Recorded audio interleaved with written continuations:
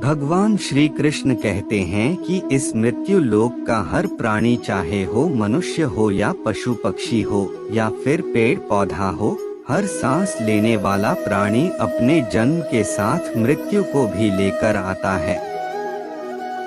हर प्राणी को एक ना एक दिन निश्चित क्षण पर मरना अर्थात अपना शरीर त्यागना ही पड़ता है। भगवान श्री कृष्ण कहते हैं कि मनुष्य को चाहिए कि फल की इच्छा त्याग कर कर्म को अपना धर्म समझकर करे, क्योंकि जो भी मनुष्य फल प्राप्ति की इच्छा करता है उसका मन फल के बारे में सोचकर अपने कर्म और कर्तव्य से विचलित हो जाता है और उस इंसान को वो फल प्राप्त नहीं होता है जिसकी उसने इच्छा की हुई थी। मनुष्य सिर्फ कर्म कर सकता है, फल कदापि मनुष्य के अधीन नहीं है। जो लोग फल की इच्छा से ही कर्म करते हैं वे लोग सुख दुख आदि के चक्र में फंस जाते हैं और उनकी मना शांति नष्ट हो जाती है।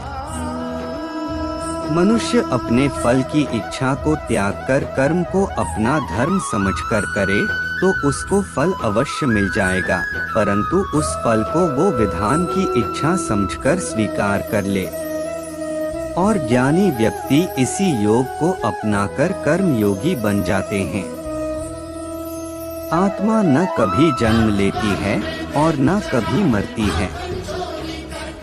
वो अजन्म, नित्य, सनातन और पुरातन है, जो शरीर के मारे जाने के बाद भी नहीं मरती है।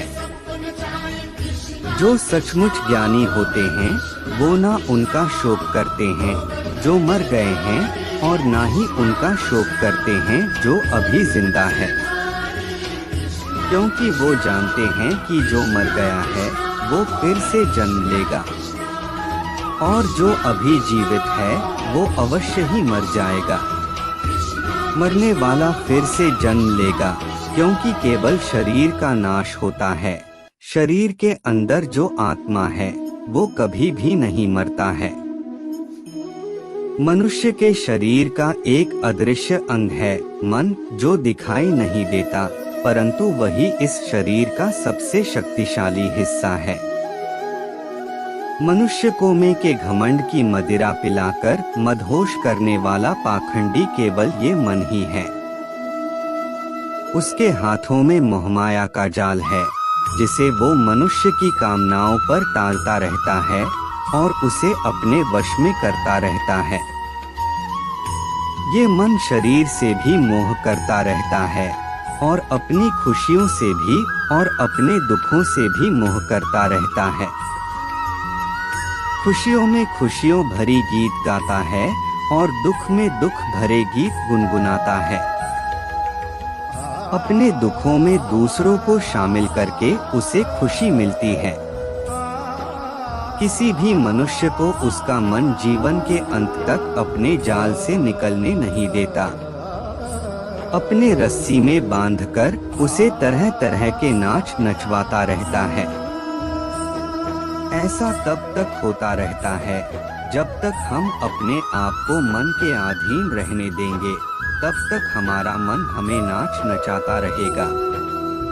मनुष्य का मन मनुष्य को इतनी फुर्सत भी नहीं देता कि वो अपने अंतर में झांककर अपनी आत्मा को पहचाने और आत्मा के अंदर जिस परमात्मा का प्रकाश है उस परमात्मा का साक्षात्कार करे। किसी भी जीवित प्राणी के लिए आवश्यक है कि प्राणी अपने मन को काबू में करके अपने अंतर में झांककर अपनी आत्मा को देखे। तब उस आत्मा के अंदर उसे परमात्मा का प्रकाश स्पष्ट दिखाई देगा और उसी को ही परमात्मा का साक्षात्कार कहते हैं। गीता के अनुसार मनुष्य को सारे धर्मों को त्याग कर एकमात्र भगवान श्री कृष्ण की शरण में जाना चाहिए। लेकिन इसका मतलब यह नहीं है कि छोड़ो घर द्वार और चलो हरिद्वार, बल्कि घर में अपने परिवार के साथ में रहकर भी भक्ति की जा सकती है। जिस तरह थोड़ी सी औषधि भयंकर रोगों को शांत कर देती है, ठीक उसी तरह ईश्वर की थोड़ी सी भक्ति बहुत से कष्ट और दुखों का नाश कर देती है। कभी कभी अपनी लाइफ में आगे बढ़ने के लिए उन चीजों और व्यक्तियों को भी त्यागना पड़ता है जो कभी तुम्हारी हृदय की गहराइयों में विलीन थे। जिस मनुष्य में हारने की चिंताएं कम और जीतने की ख्वाहिशें ज्यादा होती हैं, वह मनुष्य मन से बहुत शक्तिशाली होता है।